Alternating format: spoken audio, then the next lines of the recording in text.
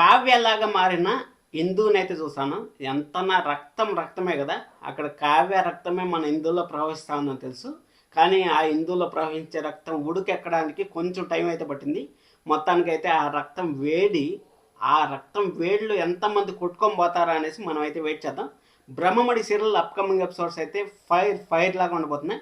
ఆ ఫైర్కి మనం కొంచెం ఆద్యం పోసి ఇంకా ఫైర్ని అయితే మీకైతే చెప్పబోతున్నాను. వీడియోని అయితే చివరి వరకు చూడండి, లైక్ చేయడం అసలు మర్చిపోదండి. కంగ్రాచులేషన్స్ టు బ్రహ్మముడి ఫ్యాన్స్ అని చెప్పచ్చు. ఎందుకంటే మళ్ళీ చాలా రోజుల తర్వాత మళ్ళీ Brahmamudi serial almost all number 1 ప్లేస్ని అయితే కైవసం చేసుకునేదానికి దగ్గరగా వచ్చింది. అలాగే 5+ టీఆర్పీ రేటింగ్స్ అయితే దూసుకుపోతానని మనం అయితే చెప్పుకోవచ్చు. అలాగే స్టోరీ మాత్రం ఎక్స్ట్రాడినరీగా తీస్తాండ్రు. ఎందుకంటే అన్నిటికన్నా కీ పాయింట్స్ ఏదన్నా ఉన్నాయంటే అది పెళ్లి ఎపిసోడ్ ఒకటి ఉంటుంది, ప్రెగ్నెన్సీ ఎపిసోడ్ ఒకటి ఉంటుంది. అది అయిపోయిన తర్వాత ప్రెగ్నెన్సీ టైంలో పిల్లలు పుట్టే ఎపిసోడ్, ఈ 3 ఎపిసోడ్లు ఎంత కీలకమో మనకు సీరియల్స్లో. అదే ఎపిసోడ్లో మళ్ళీ ఇంకొక ఆఫీస్ సైడ్ మాత్రం సిఇఓ అనే పదవికి అయితే అంత కీలకంగా మారతాయి. కాబట్టి సిఇఓ వారైతే జరగబోతుంది. అసలు ఎవరు వెనకాల ఎవరు ఏమేమి చేస్తా ఉంటారో అనే దాని గురించి కూడా మాట్లాడదాం. వీడియో నచ్చి చివరి వరకు చూడండి, లైక్ చేయడం అసలు మర్చిపోదండి. అలాగే సబ్స్క్రైబ్ చేసుకోవడం కూడా అసలు మర్చిపోద్ది.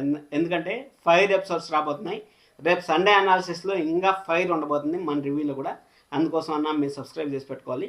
సరే, మనం ఈరోజు ఎపిసోడ్లో కానీ వెళ్ళిపోయినట్టయితే ఈరోజు ఎపిసోడ్ నిన్న ఎపిసోడ్ గురించి కూడా కొంచెం మాట్లాడుకుందాం. నిన్న ఎపిసోడ్లో ఐశ్వర్య పరిస్థితి ఎలా అయిందో చూశారు కదా. అంటే 25 సంవత్సరాల పాటు నువ్వు ఎంజాయ్ చేసిన భోగభాగ్యాల్ని నీకొక్క రాత్రితోనే నీకు రాజు వచ్చి అక్కడ దూరం చేశాడు. పర్లేదు, నీకు అక్కడ మీ బావ కాని బావ, అఫిషియల్ బావ కాదు, అఫిషియల్ బావ కానీ అన్అఫిషియల్గా అయితే మిమ్మల్ని లవర్ అని చెప్పచ్చు. అక్కడ లక్కీ అయితే నీ దగ్గరికి వచ్చి నీకు సపోర్ట్ చేయాలని చూస్తారు. మొత్తానికైతే లక్కీ మన రాజు అయితే పెద్ద యుద్ధమే జరగబోతుందని మనకైతే క్లారిటీ అయితే వచ్చింది. ఆ యుద్ధం గురించి కూడా మనం రేపైతే మాట్లాడుకుందాం ఏం జరగబోతుంది అనేసి. అలాగే హాస్పిటల్లో ఎవరున్నారు అనేది మనకి ఈ వారం రివీల్ అవుతుందని మనం అనుకున్నాం. కానీ ఈ వారం కంప్లీట్గా సిఇఓ బాధ్యతలు చేశారు. కాబట్టి ఆ సిఇఓ మీటింగ్ జరిగేటప్పుడు ఏమన్నా హాస్పిటల్లో మనిషి కోమాల నుంచి బయటకు వచ్చి మన రాజుని అక్కడి నుంచి సిఇఓ పోస్ట్ నుంచి పంపించేసే ఛాన్స్ అయితే ఉంటుందా? అంటే డాక్టర్ గారు ఫోన్ చేసి ఈ విధంగా కోమాల నుంచి బయటకు వచ్చారనేసి ఇంకా ఇంట్రెస్టింగ్ ఎపిసోడ్స్ అయితే ఉండబోతున్నాయి. వీడియోని అయితే చివరికి చూడండి. రేపు కూడా సండే అనాలిసిస్లో కొంచెం మాట్లాడుతున్నాం. ఈరోజు ఎపిసోడ్లో స్టార్టింగే ఒక మిడిల్ క్లాస్ అబ్బాయి ఒక రిచ్ ఇంట్లో బతకాలంటే ఎలాగైతే ఆలోచిస్తాడో ఆ విధంగా కాకుండా కొంచెం ఫోర్స్గా, అంటే తన సొత్తుని తాను వాడుకున్నట్టయితే ఇది నా సొంతము, ఇది నా బాధ్యత, అది డబ్బు ఎవరికి అవసరం లేదు అనేసి మనం అయితే అనుకుంటాం కదా. డబ్బు అనేది డెఫినెట్గా కావాలప్ప, డెఫినెట్గా డబ్బు అనేది కావాలి. డబ్బు లేకపోతే మనిషి జస్ట్ మనతో తోడుంటే మాత్రం ఒక రోజు అయితే సంతోషంగా ఉంటాం, 2 రోజులు సంతోషంగా ఉంటాం. కానీ డబ్బు లేకపోతే అన్నం తినలేం, ఉండడానికి ఇల్లు ఉండదు. అసలు ఒక్కసారి 10 రూపాయలు ఇచ్చి టీ తాగాలన్నా సరే ఆ 10 రూపాయలు కూడా మన డబ్బు కావాల్సిందే. అలాంటి డబ్బునైతే మన రాజు అయితే కళ్ళకు కట్టినట్టయితే చూడాలనుకుంటా. ప్రేమ కావాలి, ప్రేమతో పాటు డబ్బు కావాలి. ఇప్పుడు ప్రజెంట్ ఉన్న సొసైటీలో ప్రేమ కన్నా డబ్బు అనేది చాలా చాలా ఇంపార్టెంట్. ఆ డబ్బుకి ఇచ్చే రెస్పెక్టు ఎవరు అసలు మనుషులకి ఇవ్వడం మర్చిపోయినారబ్బా. అసలు మనుషుల్ని డబ్బుతోనే కొలుస్తా అంటారు కానీ ప్రేమలతో కొలవట్లేదు, నువ్వు ఇచ్చే రెస్పెక్ట్తో కొలవట్లేదు. ఇది మాత్రం సొసైటీలో ఎగ్జాక్ట్గా జరుగుతుంది. నీ దగ్గర కోట్లు ఉన్నాయా, నువ్వే కింగు, నువ్వేం చెప్పినా సరే. మన ఒక బ్రాడ్కాస్ట్లో బ్రహ్మానందం గారు అంటారు కదా, డబ్బు నీ వెనకాల ఉందంటే నువ్వు కామెడీ చేసినా సరే వాడు పగలబడిన అవుతారు. అదే నీ దగ్గర డబ్బు లేదంటే నువ్వెంత ప్రయత్నించినా సరే ఇంప్రెస్ చేయాలనేసి అక్కడ నువ్వు ఇంప్రెస్ అవ్వలేవు, నిన్ను ఒక జోకర్ లాగా చూస్తారు. అంతేగాని నేను డబ్బు ఉండేవాడు జస్ట్ ఒక మాట అన్నా కానీ పగలబడిన అవుతారు అనేసి చెప్పారు కదా. ఎగ్జాక్ట్గా అదే జరుగుతుంది. డబ్బు చాలా చాలా ఇంపార్టెంట్ అనేసి నాకైతే అర్థమైంది, మీకు కూడా అర్థమైంటుందని నేను అనుకుంటాను. సరే, మనం ఎపిసోడ్లోకి అయితే వెళ్ళిపోతాం. మొత్తానికి అయితే అక్కడ ఎపిసోడ్లో అయితే రాజు వచ్చి ఎంజాయ్ చేయాలనుకుంటా. అంటే ఆ ఎంజాయ్ చేసే ప్రాసెస్లో అయితే మన కావ్య అయితే అడ్డుకట్టేస్తుంది, మన హిందూ అయితే అడ్డుకట్టేస్తుంది. అసలు ఏం జరిగింది అనేసి మాట్లాడదాం దాని గురించి ఒక సెకండ్. అక్కడ మన హిందూ అయితే అడ్డుకట్ట అయితే వేద్దాం మనం. సరే అనేసి అడ్డుకట్ట వేసింది. కరెక్ట్ అని మాట్లాడేది నాకే అర్థం కావట్లేదు, కొంచెం కన్ఫ్యూజింగ్గా ఉంది, ఏమనుకోద్దండి. పర్లేదులే, మాట్లాడతాను. ఒక్క సెకండ్, ఫోన్ వస్తుంది, దానివల్ల ప్రాబ్లం ఉంది. సరే అనేసి మనం మొత్తానికి అయితే ఎపిసోడ్లో కానీ వెళ్ళిపోయినట్టయితే ఎపిసోడ్లో అక్కడ రాజు అయితే భోగభాగ్యాలు అనుభవించాలి, నా వల్లనే ఈ రూమ్ వచ్చింది, నేను ఈ రూమ్లో పడుకోకుండా ఇంకెక్కడ పడుకుంటాను అనేసి మన హిందూ పక్కన అయితే పడుకోవాలని ట్రై చేస్తాడు. కానీ మన హిందూ అయితే ప్రైవసీ కావాలనుకుంటుంది, ఎందుకంటే అక్కడ నటిస్ట్ చేయడానికి వచ్చాడు. రియల్ భర్త అయితే ఇంకా మన తెలుగు హీరోయిన్స్ అయితే భర్త దూరంగా తోసేస్తా ఉన్నా కానీ అక్కడ మన హీరోయిన్స్ అయితే భర్త దగ్గరికి చేరుకోవాలనేసి ఎంతో ప్రయత్నిస్తారు. అలాంటిది మన కావ్య ఇంకా పెళ్లి కాలేదు కాబట్టి వాళ్ళు నాటకం ఆడుతూ ఉంటారు కాబట్టి రాజుని అయితే ప్రజెంట్ అయితే దూరంగా పెడుతుంది. అది సహజం, పెట్టాలి కూడా. అది పెట్టకపోతే ఇద్దరు ఒకే మంచం పైన పడుకోవడం అనేది కూడా రాంగ్, ఎందుకంటే పెళ్లి కాకుండా ఆ విధంగా ఉండడం కూడా రాంగే. కాబట్టి మన హిందూ అయితే కొంచెం మెచ్యూర్ మైండ్తో ఆలోచించి మంచి డెసిషన్ అయితే తీసుకుంది. మంచి డెసిషన్ తీసుకున్నా కానీ నేను కొట్లాడి నేను పోట్లాడి ఇంత చేసినా కానీ నాకు ఈ రూమ్లో స్తోమత లేదా, ఇప్పుడు కూడా బల్లల పైన చెక్కల పైన పడుకోవాలా అనేసి మన రాజు అయితే కొంచెం బాధపడ్డాడు.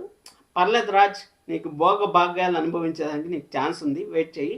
సరే మొత్తానికి అది అయిపోయిన తర్వాత మన ఐశ్వర్యకి అయితే పాపం నిద్ర రావట్లేదు, ఎందుకంటే సుఖంగా బతికింది కదా. సుఖంగా బతికిన తర్వాత ఎవరికైనా సరే బాధేస్తుంది, ఎందుకంటే అక్కడ సోఫాలో పోయి అడ్జస్ట్ అవ్వాలంటే బాగా పెద్ద పెద్ద మంచాలు, బారుడు మంచాల్లో అటు దొల్లి ఇటు దొల్లి పడుకొని నిద్రపోయిన ఐశ్వర్య గారు అక్కడ సోఫాలో పడుకొని చిన్న సోఫాలో అడ్జస్ట్ అవ్వాలంటే కొంచెం కష్టమే. కాబట్టి అక్కడ వచ్చి మంచం పైన అయితే పడుకుంది. అక్కడ మన పాప ఉంది కదా, అంటే మన హిందూ వాళ్ళ చెల్లెలు ఉంది కదా, అమ్మాయి పేరు స్వాతి ఉంది కదా. స్వాతి అయితే చాలా సీరియల్స్ చూస్తాను కదా, దానికోసం అనేసి ఫుల్ కన్ఫ్యూజన్ పేర్లు అయినా కానీ గుర్తుపెట్టుకుంటాను మొత్తానికైతే.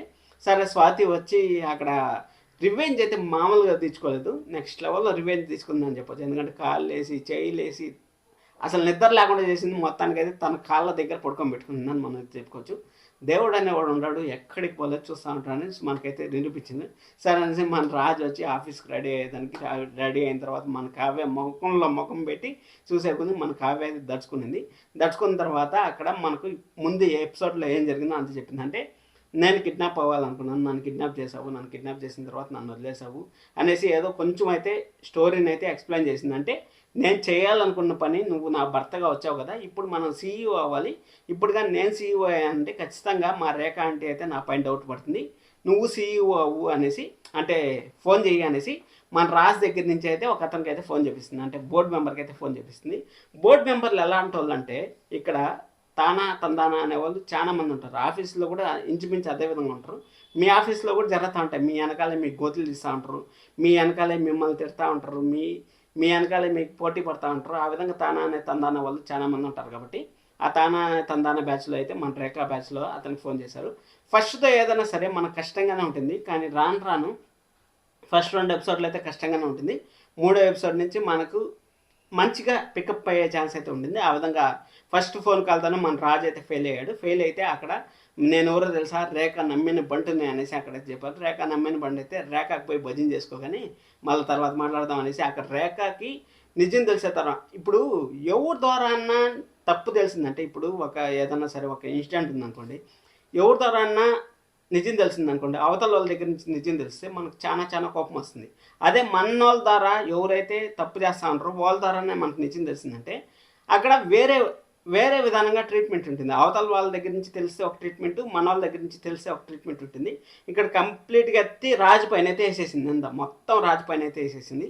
రాజు పైన ఎంత వేసేసేకుంది, అమ్మో ఇదేంది నన్ను ఈ విధంగా ఇరికిచ్చేసింది అనేసి మన రాజు అయితే భయపడిపోతా ఉంటే మన కావ్య అయితే మన హిందూ అయితే కావ్యలాగా ఆలోచించి తన వెనకాలే తను గోయిలు తవ్వడం అయితే మొదలుపెట్టింది. అంటే రేఖ వెనకాలే రేఖ గోయిలు అయితే తవ్వడం మొదలుపెట్టింది. రేఖ గోయిలు తవ్వడం మొదలుపెడితే అంటే అంత ప్లాన్ చేస్తాను రా, నేను చూస్తాను వాడంతా చూస్తాను అనేసి చెప్తే అక్కడ బ్రహ్మాస్త్రం వాడుకుంటాను అనేసి అంటా ఉంది కదా.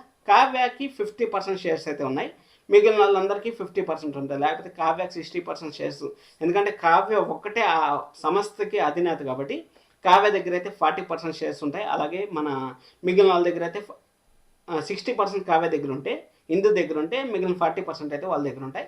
ఇంకా 10%కి ఓటింగ్ అనేది జరగాలి. కాబట్టి హిందూ వచ్చి రేఖకు కానీ ఓటేసిందంటే ఇంకా రేఖ ఆటోమేటిక్ గెలిచిపోతుంది కదా, ఎందుకంటే ఓటింగ్ పవర్లో వాళ్ళకే ఉంటుంది కాబట్టి. కానీ మన హిందూ అయితే ఇంకొకలాగా అయితే ఆలోచిస్తుంది, ఎందుకంటే ఒక సీనియర్ అతను ఉన్నాడు, పద్మనాభం సంథింగ్ ఏదో పేరు చెప్పింది, ఆ సీనియర్ అతన్ని మనం కలిస్తే బాగుంటుంది అనేసి చెప్పింది. మన హిందూ అలాగే రాజు పోయేసి అతను కలిసిన తర్వాత అతనికైతే ఎక్స్ప్లెయిన్ చేస్తారు.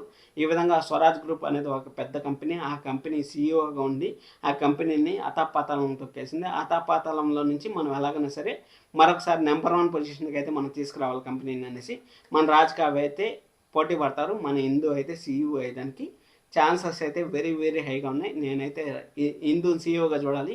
ఆ సీఈఓగా చూసేటప్పుడు సంతకం పెట్టింది చూడండి హిందూ అనేసి, ఇందిరాదేవి అని సంతకం పెట్టింది చూడండి. ఆ ఇందిరాదేవి సంతకం చూసిన తర్వాత మన రేఖ ఎలా షాక్ అవుతుందని చూడాలనుకుంటున్నాను. చూస్తాను, వెరీ సూన్ చూస్తాము. అలాగే మన రాజు అయితే అక్కడ కోమాలో ఉండే అతను బయటకు వస్తాడు లేదా అనేసి, అలాగే లక్కీ మదర్ గురించి తెలియాలి. ఇవన్నీ సండే అనాలిసిస్లో మాట్లాడుతున్నాం. లైక్ చేసి నన్ను thank you so much. Subscribe చేసుకోండి. Thank you so much. Love you all.